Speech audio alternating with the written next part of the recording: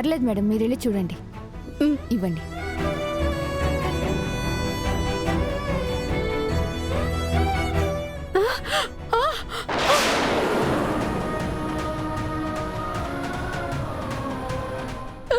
నానా,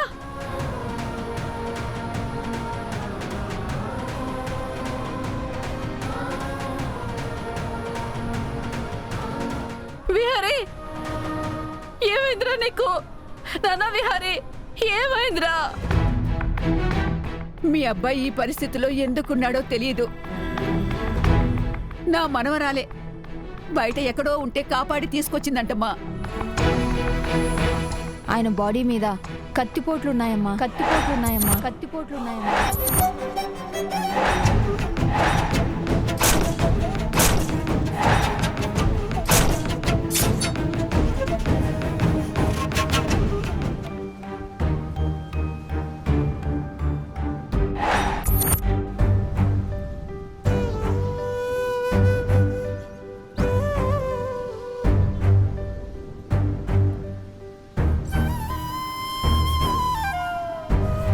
ఎవరు ఇలా చేసింది? నా కొడుకే పరిస్థితి ఎవరు కల్పించారు? అసలు ఇదంతా ఎవరు చేశారు? అయ్యో, అక్కడేమో సహస్ర పరిస్థితుల్లో ఉంది, ఇక్కడేమో నువ్వు ఇలా ఉన్నావు. భగవంతుడా, ఏంటిదంతా? అమ్మా, నువ్వేం కంగారు పడకమ్మా. బాబు చాలా మంచివాడు. మంచి వాళ్ళకి ఆ దేవుడు ఏమీ జరగనివ్వడమ్మా. బామ్మగారు, మీరు సంతకం పెట్టారా? ఆ బాబు వాళ్ళ అమ్మగారే వచ్చారు డాక్టర్. ఓ అమ్మా, ఈ అబ్బాయి మీ కొడుకా? అవును డాక్టర్. ముందు మీరు సంతకం పెట్టండి, అప్పుడు మేము ట్రీట్మెంట్ చేస్తాం. అలాగే డాక్టర్. సిస్టర్, ఫార్మాలిటీస్ త్వరగా పూర్తి చేయండి. Okay doctor. అమ్మా, మీరిద్దరూ బయటికి రండి. విహారీ, అయ్యో,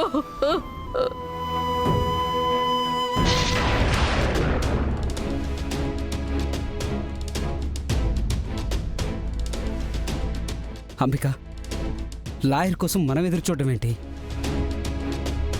మన అవసరం కదా సుభాష్, ఎదురు చూడాలి, పేషెంట్స్తో వెయిట్ చెయ్యాలి. నువ్వెవరంబిక? విహారీ గ్రూప్ ఆఫ్ కంపెనీస్కి చైర్మన్వి.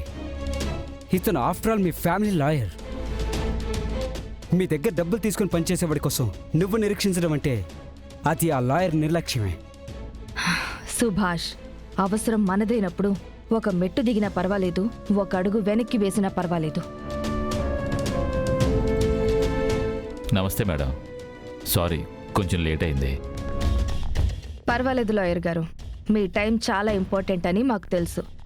అలాగే నా టైం మీకంటే వాల్యుబుల్ అని మీరు తెలుసుకుంటే నాకు అదే చాలు. అది కాదు మేడం, మీరు ఒక కబురు పెడితే మీ దగ్గరికి నేనే వచ్చేవాడిని కదా. మీరు సరాసరి నా ఆఫీస్కి రావడం ఎందుకు? లేదండి, కొంచెం అర్జెంట్ పని, అందుకే నేనే మీ దగ్గరికి డైరెక్ట్గా వచ్చేసాను. చెప్పండి మేడం, నాతో ఏం పని? ఏం లేదు లాయర్ గారు, మీకు తెలిసిందే కదా, ఈ మధ్యన విహారీ ఏ విషయాలు పట్టించుకోవడం లేదు. ఆ బిజినెస్లు అన్నీ నేనే ఏదో విధంగా మేనేజ్ చేస్తున్నాను.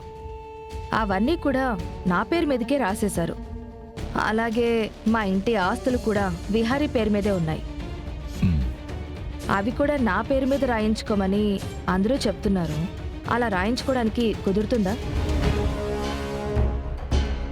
లేకపోతే ఏమైనా క్లాజులు కానీ ఏమైనా అడ్డంకులు ఉన్నాయా అని ఒకసారి మీరు మా డాక్యుమెంట్స్, వీలునామాలు అన్నీ చదివి చెప్తారని మీ దగ్గరకు వచ్చాం. ఒక నిమిషం టైం ఇస్తే మీ డాక్యుమెంట్స్ అన్నీ చూసి వెరిఫై చేసి చెప్తాను. Take your own time.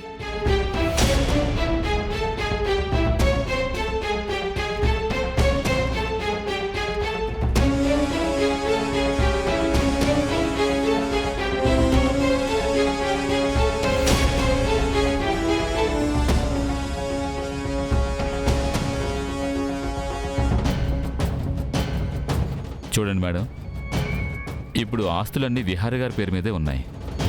అవన్నీ మీ పేరు మీదకి ట్రాన్స్ఫర్ చేయొచ్చు, కానీ ఒకే ఒక్క అడ్డంకుంది. ఏంటి లాయర్ గారు అది? విహారీ గారి తర్వాత ఆ ఆస్తులు విహారి గారికి పుట్టబోయే మగబిడ్డకి వెళ్ళేలాగా మీ నాన్నగారు వీలునామాలో రాశారు. దీని ప్రకారం విహారి గారికి మగబిడ్డ పుడితే ఆస్తి మొత్తం విహారి గారి తర్వాత మగబిడ్డకే వెళ్తుంది, కానీ మరొకరికి చెందదు అని క్లియర్గా క్లాజ్ రాశారు.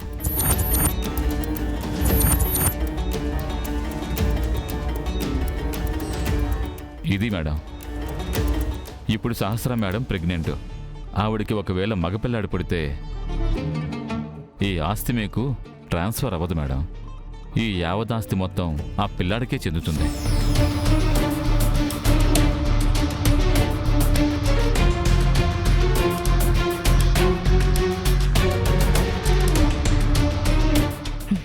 ఓకే లాయర్ గారు, థ్యాంక్ యూ. ఈ విషయం కనుక్కుందామనే వచ్చాను. Okay madam. ఈసారి నా నుంచి ఎలాంటి డౌట్స్ ఉన్నా నాకు ఒక ఫోన్ చేయండి. నేను మీ దగ్గరకు వచ్చి అన్ని వివరంగా చెప్తాను. మీలాంటి పెద్దవాళ్ళు ఇలా రావడం నాకు ఇబ్బందిగా ఉంటుంది మేడం. పర్వాలేదు లాయర్ గారు. పద సుభాష్, పదు.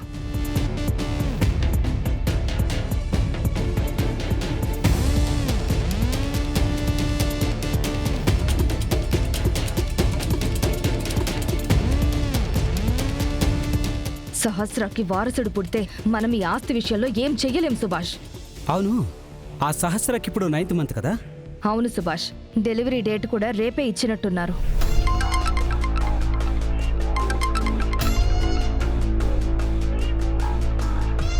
అలాగా?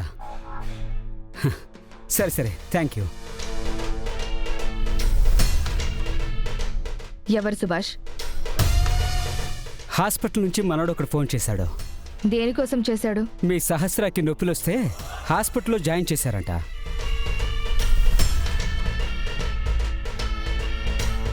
ఓ, అప్పుడే సహస్రకి నొప్పులు స్టార్ట్ అయ్యాయా? అయితే నేను వెంటనే హాస్పిటల్కి వెళ్ళాలి. విహారీ చచ్చిన రోజే వాడికి కొడుకో కూతురో పుట్టబోతున్నారన్నమాట. కొడుకైతే ఈరోజు విహారీతో పాటే ఆ బిడ్డకి దహన సంస్కారాలు చేయాల్సి వస్తుంది. అదే ఆడపిల్ల అయితే తండ్రి డెత్ డే రోజునే ఆ పాప బర్త్డే అవుతుంది.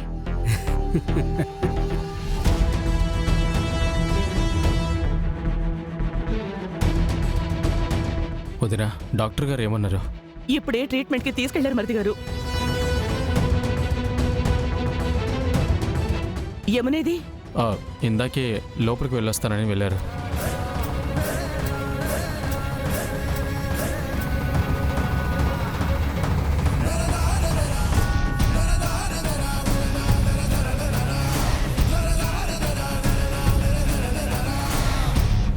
కొంపతీసి దీనికి లక్ష్మి గురించి తెలిసిపోయిందా ఏంటి?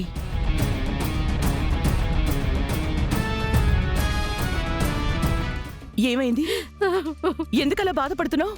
వదినా, ఘోరం జరిగిపోయింది వదినా.